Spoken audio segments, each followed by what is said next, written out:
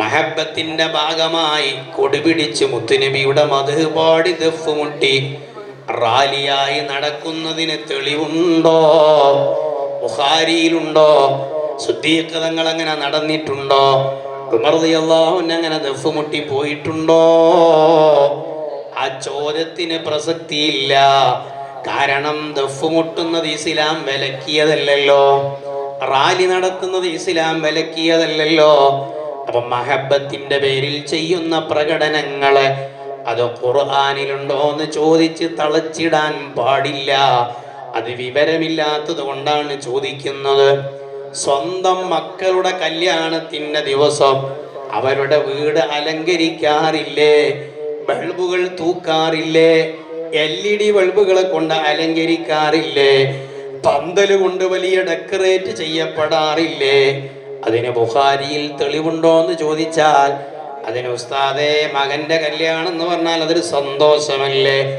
സന്തോഷവേളയിൽ മാല തൂക്കേണ്ടതില്ലേ? സന്തോഷവേളയിൽ അലങ്കാരം ചെയ്യേണ്ടതില്ലേ?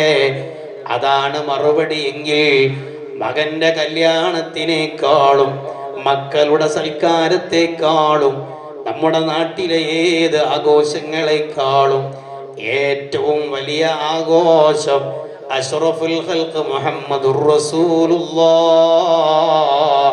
സ്വല്ലല്ലാഹു അലൈഹി വസല്ലമ തങ്ങളെന്ന ആഘോഷമല്ലേ? കാരണം ലഖദ് മന്നല്ലാഹു അലൽ മുഅ്മിനീന ഇദ് ബഅസ ഫീഹിം റസൂലൻ മിൻ അൻഫുസിഹിം. അല്ലാഹു തആല മുത്തുനബിയെ അയച്ചതിനെ സംബന്ധിച്ച് പറഞ്ഞത് ലോകത്തേക്ക് അല്ലാഹു അയച്ച അനുഗ്രഹങ്ങളിൽ ഏറ്റവും വലിയ അനുഗ്രഹമെന്നാണ്. ഏറ്റവും വലിയ അനുഗ്രഹമാകുമ്പോ ഏറ്റവും വലിയ നന്ദിയല്ലേ ചെയ്യേണ്ടത്? ഏറ്റവും വലിയ ആഘോഷമല്ലേ നടത്തേണ്ടത്? അല്ലാഹു ആണ് ഏറ്റവും വലിയ അനുഗ്രഹം എന്ന് നബിതങ്ങളെ പറ്റി പറഞ്ഞത്. ആ ഏറ്റവും വലിയ അനുഗ്രഹത്തിന് കിടപിടിക്കുന്ന നന്ദിയാവാൻ അതിൻ്റെ വലിപ്പം എത്രയാണെന്ന് അറിയാതെ അതിനോട് തുല്യമായി എന്ന് പറയാൻ നിർവാഹമില്ല.